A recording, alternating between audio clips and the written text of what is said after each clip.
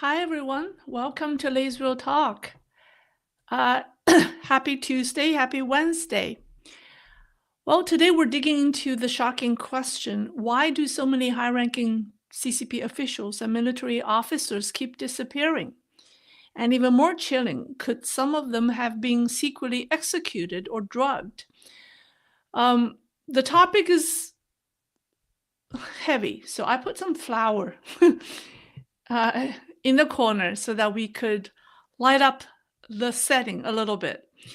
All right, let's break it down. But before we dive in, don't forget to like, subscribe, and turn on the notification bell so you don't miss my future programs. All right, so first we'll address missing officials in the Defense Ministry, followed by the disappeared officials in foreign affairs. We'll then discuss what has happened to the missing PLA officers. Last but not least, the arrest of an official, or the recent arrest of an official who has the first-hand knowledge of Xi Jinping's role during the early days of COVID. All right, first things first. Well, Beijing recently wrapped up the biggest political gathering of the year, the annual two sessions, where the CPPCC and the National People's Congress meet or met. But this year, something seemed off. Some key officials have missed the meeting. More noteworthy is that fewer representatives from the military and defense industry attended the sessions. Specifically, 14 military NPC delegates were missing compared with last year's attendance. So let me first show this. All right. Can people hear me okay? Yes? Loud and clear? Oh, my flower disappeared. Once I show the slides, my flower disappears. Okay. Yes? Can people hear me? Can someone? 5 by 5? Sorry, I'm just trying to highlight. Okay. People can hear me? Okay. Loud and clear. Okay. Wow. Mystical stab artist. Thor Wilkinson, loud and clear. Wow, okay. Excellent. All right, I need to be loud and clear. Okay, so first things first. Missing officials in the Defense Ministry. Another strange detail is that this year's NPC Presidium list, right, the Presidium list shrank from 81 numbers to 76 numbers. Among them, among those missing were two major figures from China's military and defense sector. So here you have them on the screen. Luo Qi, Chief Engineer of China National Nuclear Corporation, CNNC, who is also an NPC Standing Committee member, who was on the Presidium list both in 2023 and 24, is gone. His last public appearance was March 2024, according to CNNC's website. And the second person is Xu Dazhe, former party secretary of Hunan province. He was also he's the ex-chairman of China Aerospace Science and Technology Corporation, CASC. Like Luo Qi, he was also on the NPC Presidium list for the past 2 years, but now is missing. And it's not just a few names. Several top executives in China's defense industry have vanished after being removed from their positions. For example, Yuan Jie, former chairman of China Aerospace Science and Industry Corporation, CASIC, Chen Guoying, former general manager of China South Industries Group Corporation, Liu Changli, former president of China Academy of Engineering Physics, Lei Fanpei, former executive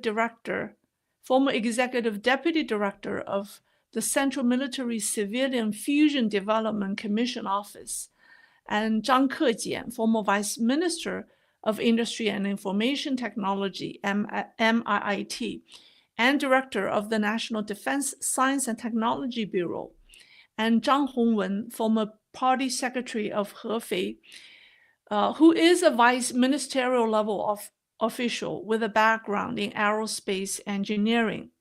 So this mass disappearance of officials suggests that the military purge that started in 2023 is now expanding into China's broader defense industry. And this purge started with the downfall of former defense minister Li Shangfu, who also mysteriously vanished. So the big question remains, where did they go? According to a Taiwan media called Up Media, in Chinese, it's 上报. A political commentator, Zheng, Mr. Du, said in an article published in the Up Media from Taiwan, he said that these officials were likely, quote unquote, internally dealt with, or worse, secretly executed. So what does internal handling mean? They're internally dealt with or internally handled. When an official is caught up in scandal, accused of espionage, or becomes a political liability, the government doesn't always want to air its dirty laundry. Instead, these people simply disappear. Some are locked away in secret prisons. Others are demoted to obscure positions, never to be heard again. And some are silenced permanently, executed in total secrecy, without a record, without a grave. Or they are drugged, and I'll explain that later. Let me first give you an example given by Mr. Du, so that you understand the circumstances that require this quote-unquote internal handling. So that brings us to the next topic, which is diplomatic officials who went missing. In Mr. Du's article, he gave the case of A.G. Suzuki. Let me come back. My flower still doesn't show, but that's okay. All right. So there's a Japanese scholar who lived in China. His name is A.G. Suzuki. He was arrested in China in 2016 and was sentenced to 6 years for espionage. His crime? Discussing North Korean politics with a Chinese diplomat by the name of Tang Benyuan. Yes, the Japanese scholar met with a Chinese official from the foreign ministry, and the two discussed the execution of North Korean leader Zheng Taek, who was Kim Jong-un's uncle. So you wonder, why would the CCP arrest a Japanese scholar and sentence him to 6 years in prison for discussing North Korean politics in China? Well, Suzuki's arrest wasn't just about North Korea. It was about one of the most sensitive and high-level power struggles inside the CCP. So to understand why Suzuki was arrested, we have to go back to 2012 when Zheng Taek, I'm trying to pronounce it in Korean, Zheng Taek, who was North Korea's second most powerful man at the time, who was married to Kim Jong-un's aunt, Kim Jong-il's sister, right? So he was in China visiting in 2012. During a private meeting with then CCP leader Hu Jintao, Zhang reportedly asked China to protect Kim Jong-nam, the exiled older brother of Kim Jong-un. The idea is to keep Kim Jong-nam as a backup leader to pressure Kim Jong-un. But there was a problem. China's then powerful security chief, Zhou Yongkang, was listening in. Zhou allegedly leaked this information to Kim Jong-un, who was enraged. It triggered a terrible chain reaction. The uncle, Zheng Taek, was brutally executed in 2013 in public.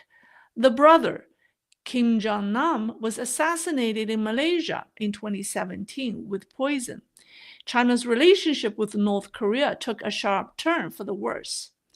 But why did Zhou Yongkang betray the second most powerful man in North Korea? Some believe Zhou Yongkang wanted to prove his influence in international politics, hoping to gain leverage in China's internal power struggles, because he was part of the Jiang Zemin faction, and the North Korean uncle, I'm just trying to avoid pronouncing his name. The uncle was meeting with the faction's biggest opponent, Hu Jintao. So soon after that, in 2016, the Japanese scholar Suzuki was arrested. After his release, after he returned to Japan, he revealed another disturbing detail. He said that Tang Bengyuan, the Chinese diplomat he spoke with, was also arrested, and Tang completely disappeared from the public. And Suzuki believes that Tang was likely secretly executed. His crime? Discussing North Korean politics with a Japanese scholar at the time when it's an extremely sensitive topic. So now you know the circumstances for CCP's capital punishment, which can be totally random. Now, Mr. Suzuki also heard disturbing rumors while he was in prison that a former Chinese ambassador to Ireland was sentenced to death for espionage, but the case was never made public. Suzuki's sources came from China's diplomatic community, so the secret executions he knew about were mainly within the foreign affairs system. Now, we all know the most famous missing case in China's diplomatic circle is the former foreign minister Qin Gang. I do have a picture of him. Oh, there he is. The picture with him and his famous mistress, who has also disappeared.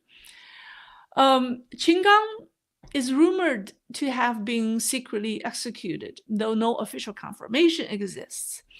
The government vaguely stated that he had, quote unquote, resigned from his positions from the party's Central Committee and the People's Congress. But where did he go?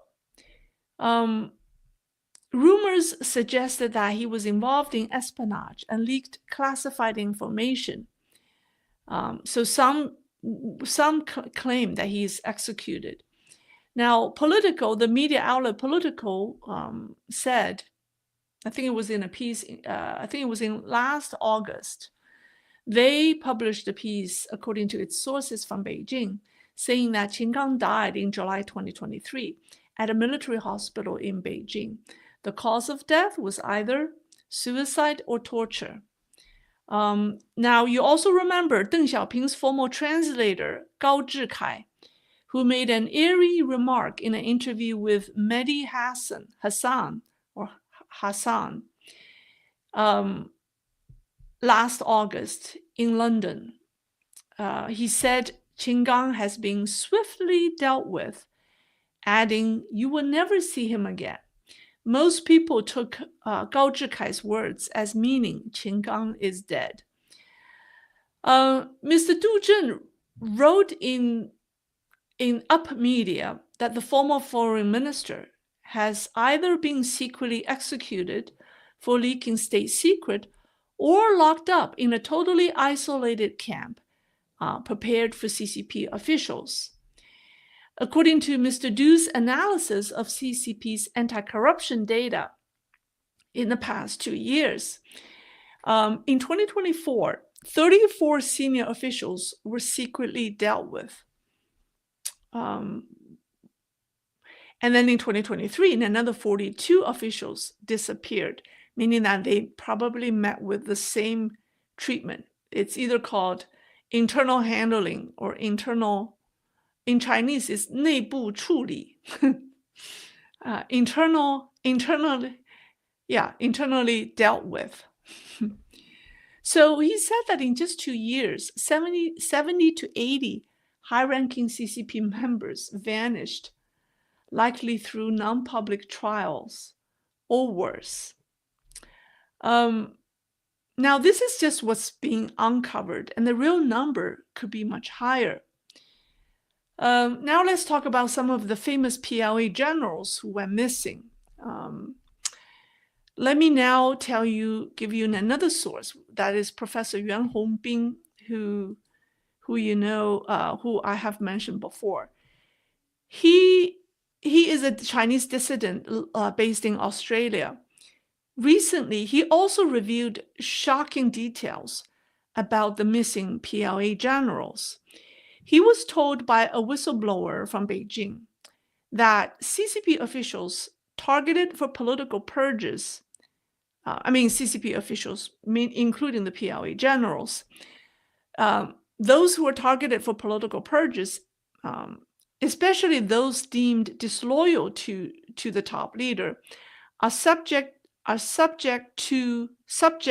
to forced injections of psychiatric drugs. These drugs are used to destroy their nerve systems, rendering them incapacitated. Now, the whistleblower specifically mentioned that the two former defense ministers, Li Shangfu, I have pictures of them, there we go, and Li Shangfu's predecessor, Wei Fenghe, and the outspoken military strategist, the retired anti-war general Liu Yazhou, who is married to the daughter of a former Chinese president. The three of them were among those who was subject to this so-called psychiatric treatment. Additionally, the source revealed that Admiral Miao Hua, remember, the head of PLA Human Resources and the director of the Political Work Department of the Central Military Commission, who is under investigation. So Professor Yuan's source revealed that Admiral Miao Hua and several hundred other military generals are now under investigation. Once their trials are concluded, those deemed disloyal will reportedly be injected with psychiatric drugs to ensure their permanent incapacitation. Now, Mr. Du echoed this view by saying in the article that General Liu Yazhou, who has been disappeared since 2021, was secretly sentenced at the end of 2023. And he also belongs to the category called internal handling.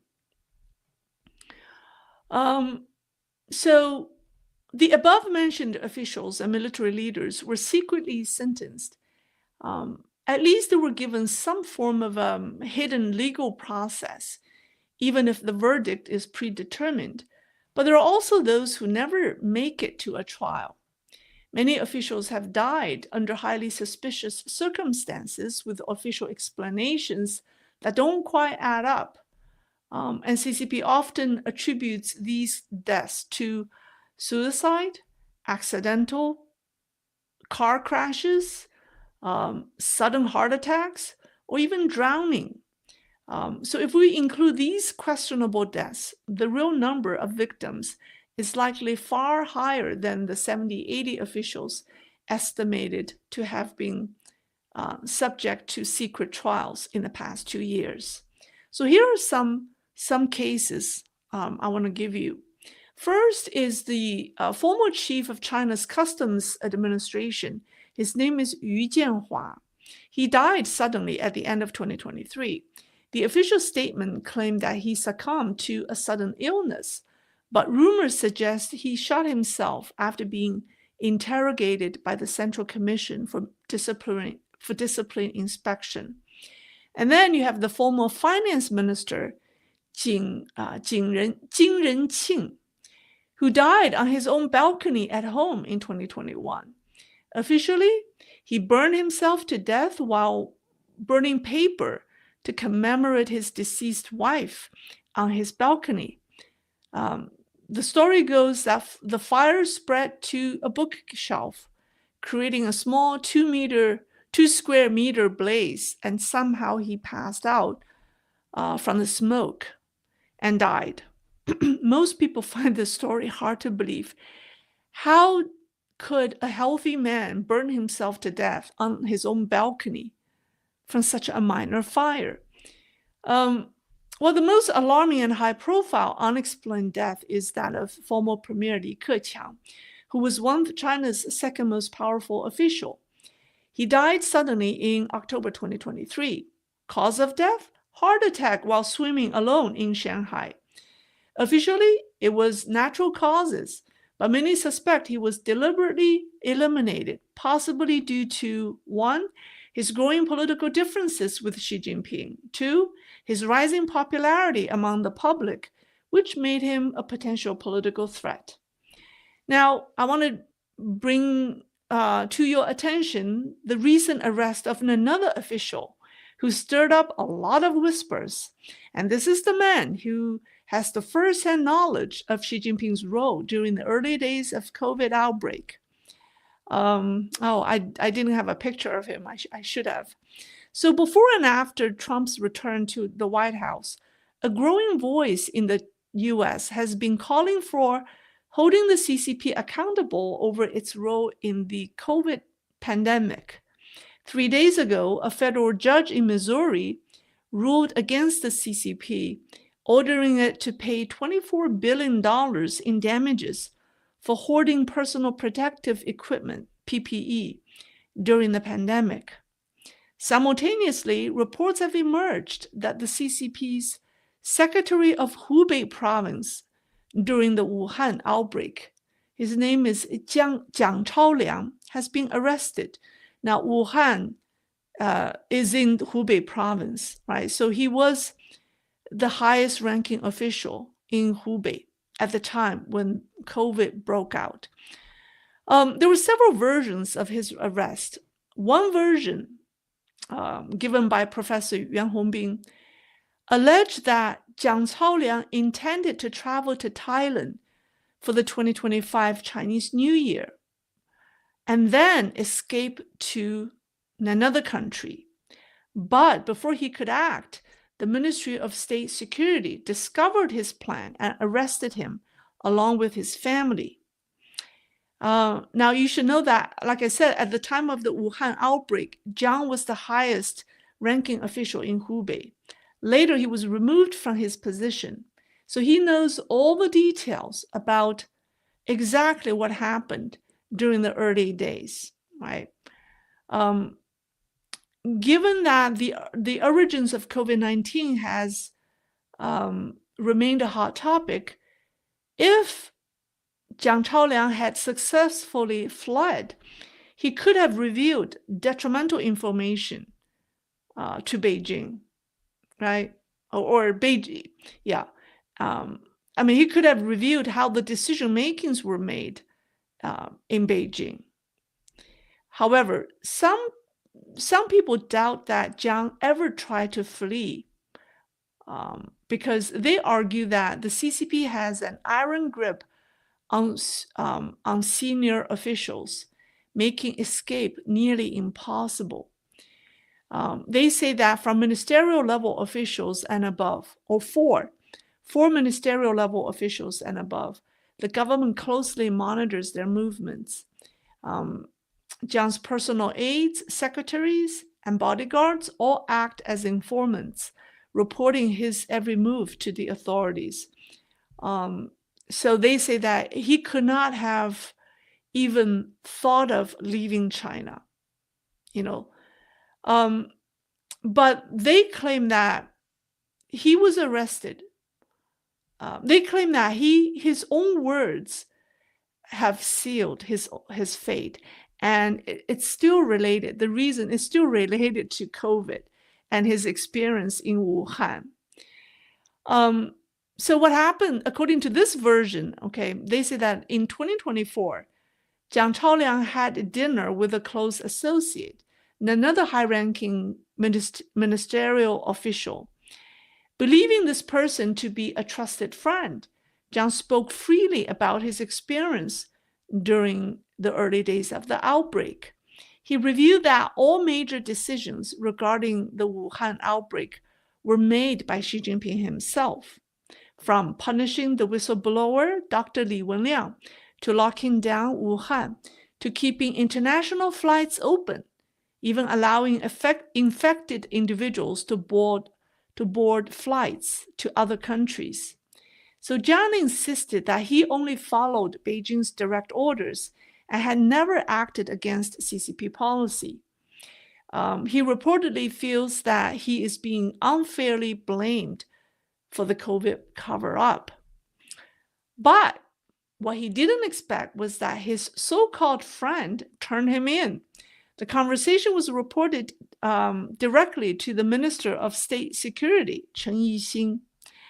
Some reports suggest that the parts of the conversation between Jiang Chaoliang and his quote-unquote trusted friend were leaked to foreign intelligence agencies. And this ultimately led to his downfall and arrest. Now, I must tell you that Jiang Chaoliang's past relationship with Xi Jinping was strong. They had ties going back to their time in Shanghai's political circles. In fact, Xi Jinping once regarded Jiang highly, he has a high regard for Jiang. I mean, the guy was said to be smart. But now it appears that Jiang Chaoliang has outlived his usefulness. And in today's China, no one is safe. So now let me talk about, why does Xi Jinping go to such extreme lengths? Why are so many officials disappearing or dying under suspicious circumstances? There are three reasons. The first is covering up the truth to protect the party's image. Right? The CCP presents itself as the all-powerful, flawless, never wrong ruling party, always emphasizing its greatness, glory, and correctness. 伟大、光荣、正确. It's a great, glorious, and correct party. Anyways, the party never admits mistakes or wrongdoings.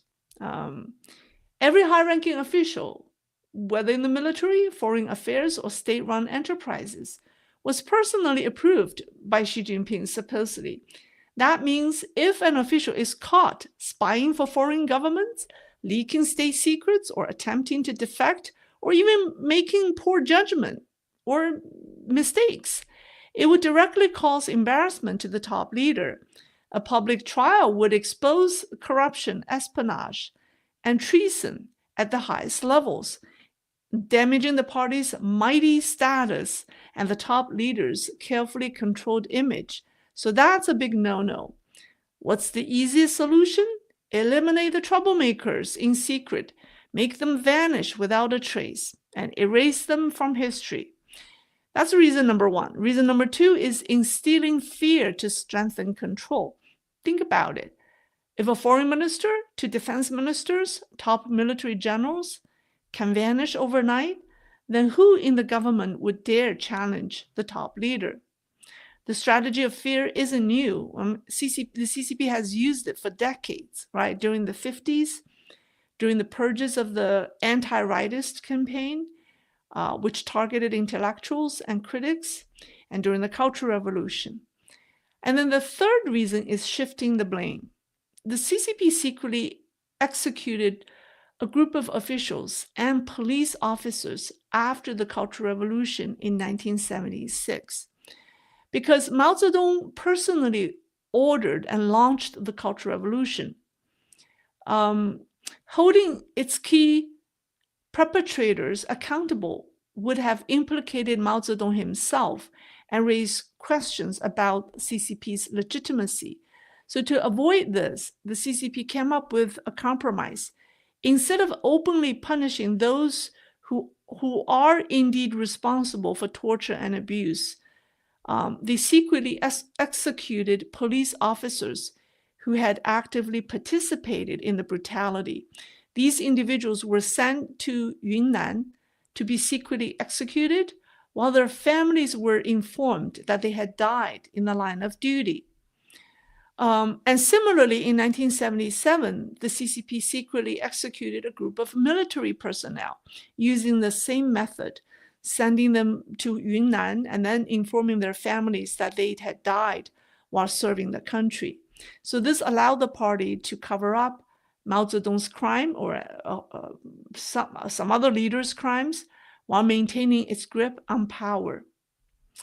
So that's all I have for you tonight.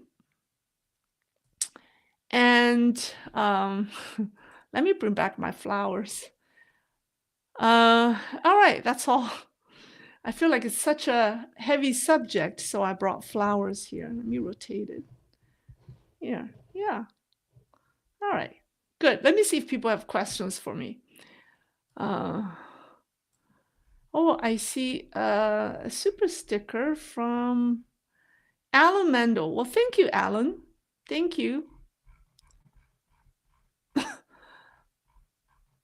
I was breathless trying to catch all the names. All right, let's see. Questions, remarks, comments, criticisms, all welcome. All right.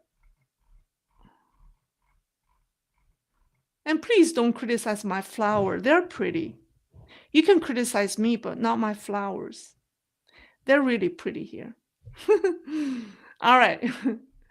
Let's be serious. Oh, Norbert Klotz. More than 70 public figures disappeared, and not a single public comment, like the Russian people falling out of a window and nobody cares. The spider are killing each others.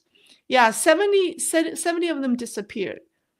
And I think, he's saying that they have been dealt with. I mean, it doesn't mean that all of them have been executed.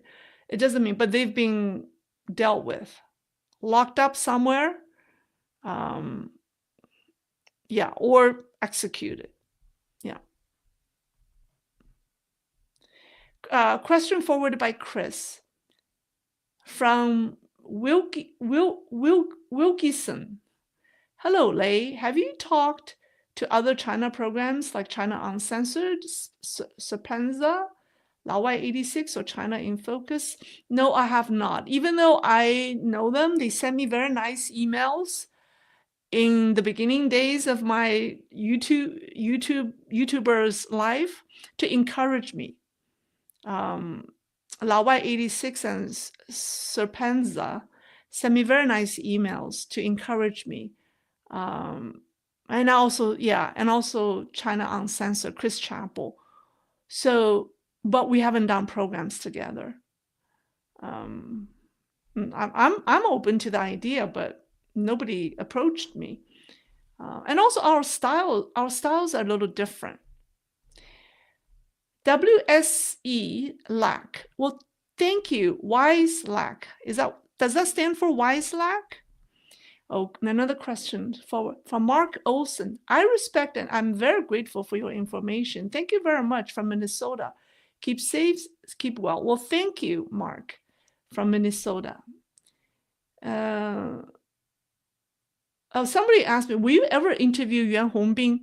I'd love to, but here's the technical difficulty. I don't think he speaks English, or he doesn't speak enough English to have a good conversation, because my audience speak English.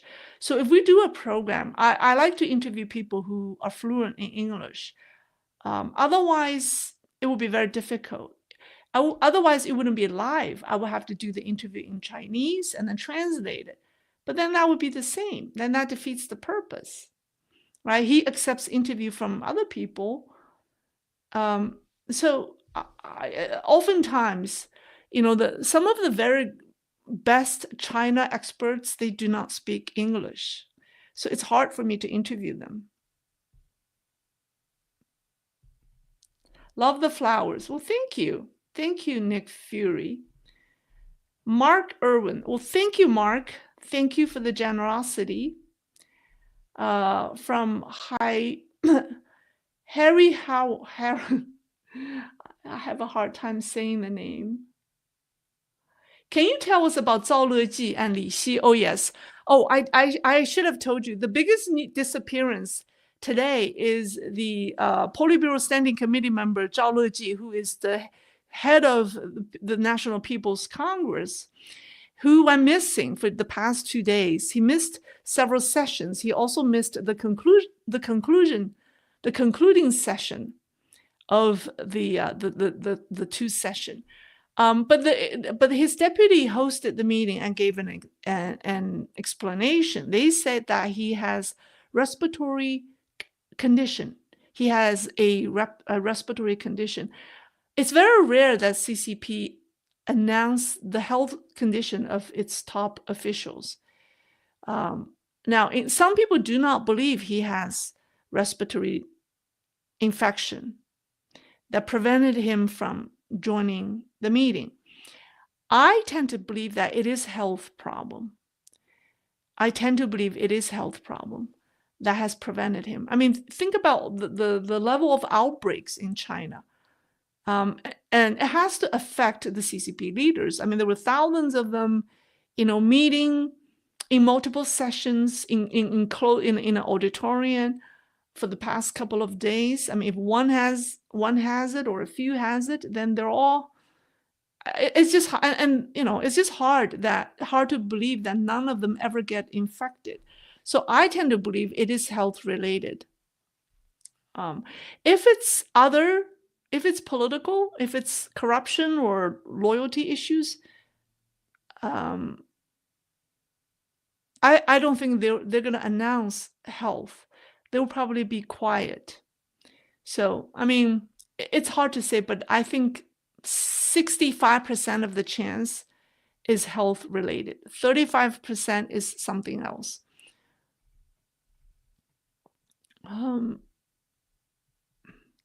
Okay. All right. Seek the truth. Is the recent rise in the Chinese stock market a dead cat bounce due to injection of CCP money trillions and the DeepSeek hype? Have you noticed that the Chinese market index of China's economy is always in opposite direction of the US? If you have paid attention in the past couple of years, when US interest goes up, Chinese interest goes down. When US market goes up, Chinese market goes down. When US market goes down, Chinese market goes up. I have been, if you really study it, that has been the pattern. So when the US market goes down or went down, the Chinese market went up. I don't understand why. Is it just being engineered that way? Possibly, but that seems to be the pattern. They're going in the opposite direction.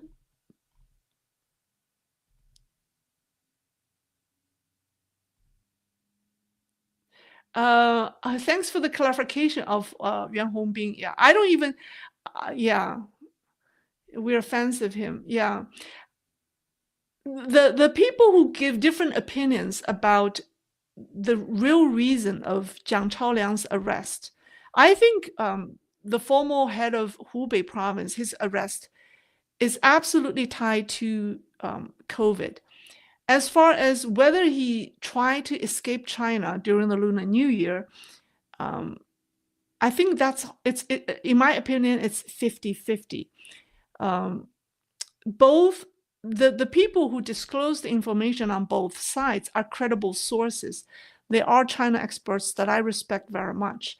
However, I tend to believe, in this case, that he did try to escape China, because the argument from the other side wasn't, basically they're just saying that, well, there's no way they could escape because they're closely monitored by the secretary, the drivers, and all of that. That is true, and the argument said that he wouldn't even try because he's closely monitored.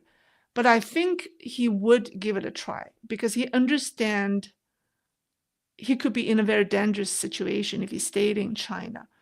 And the best way for him to try to do that is a family vacation during the Lunar New Year in Thailand, right? So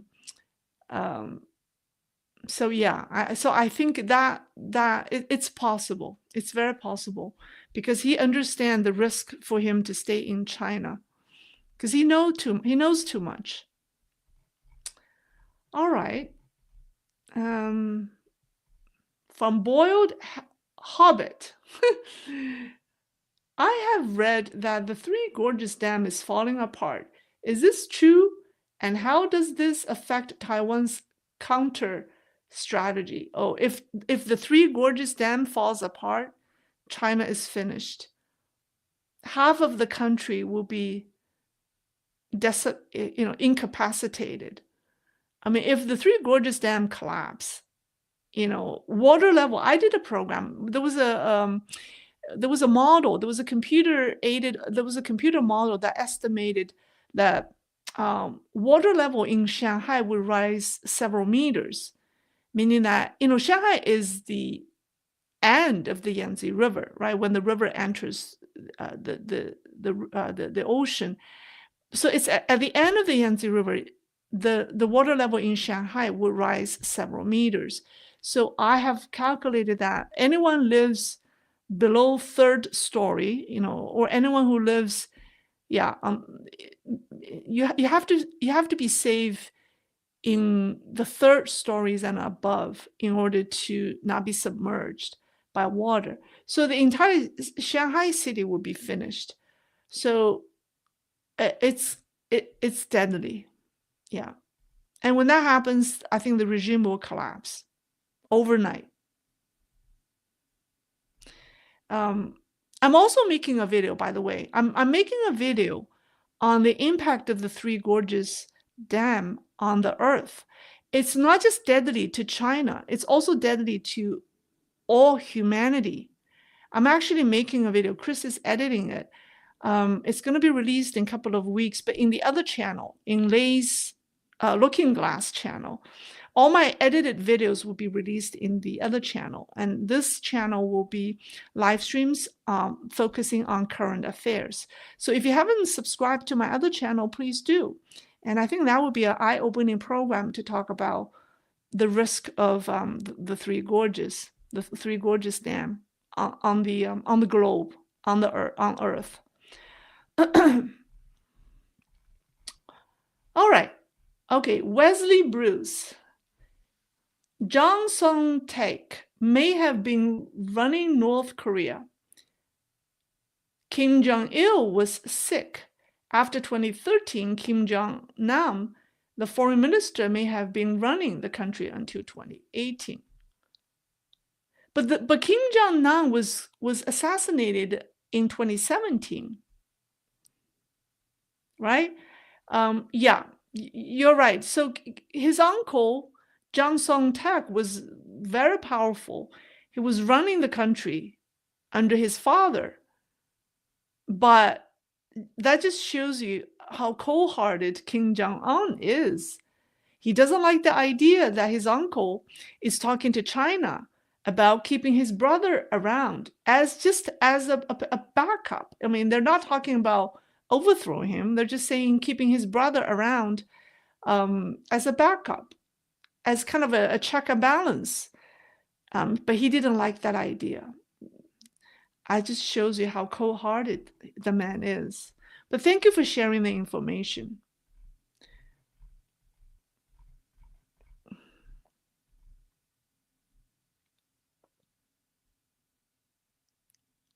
Netflix foreign. I have heard some environmental effect towards earthquake with the Three Gorges, right? It increases them, and I'm thinking about around Tibet. If a major earthquake happens near the Three Gorges dam, it could be devastating to Earth, to the globe, to our planet. It could possibly shift the Earth's axis, and that's how dangerous it is. And so I'm making a video on that subject. It will be released maybe in 2 weeks. Yeah. Please make sure you subscribe. Chris, can you copy the link?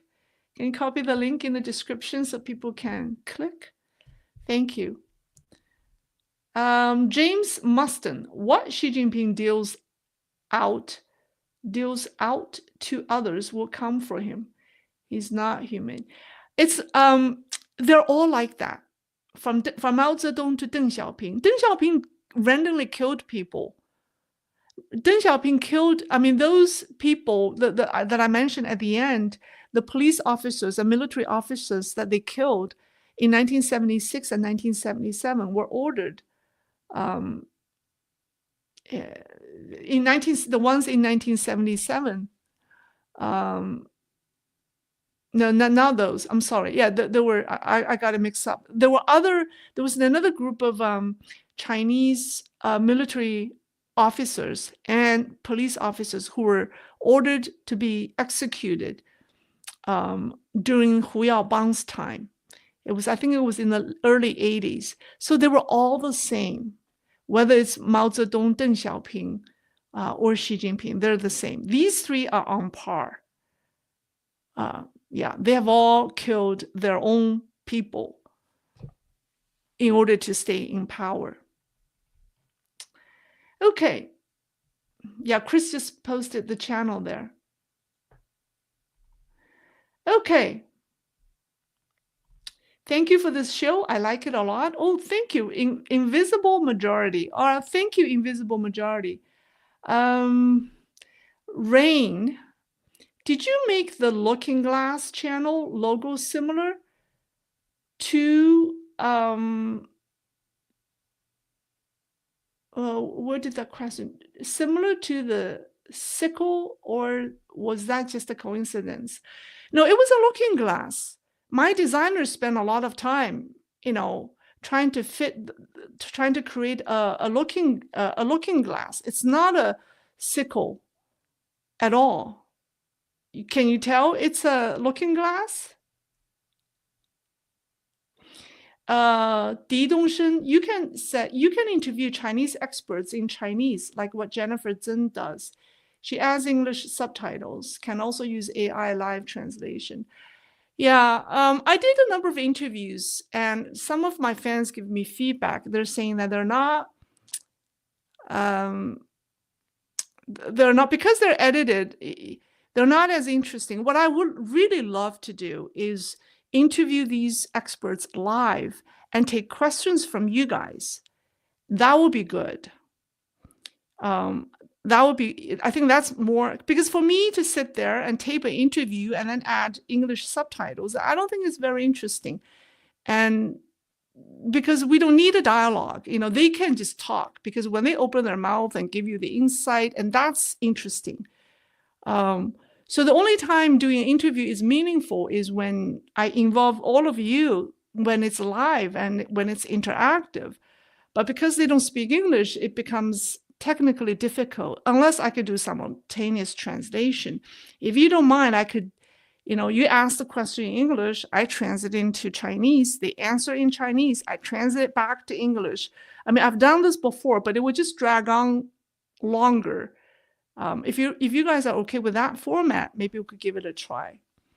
Actually, doing interviews is easier for me, because the level of preparation cannot be compared to this, right? Because, I mean, doing interviews is so much easier than doing what I do, because the pressure is not on me.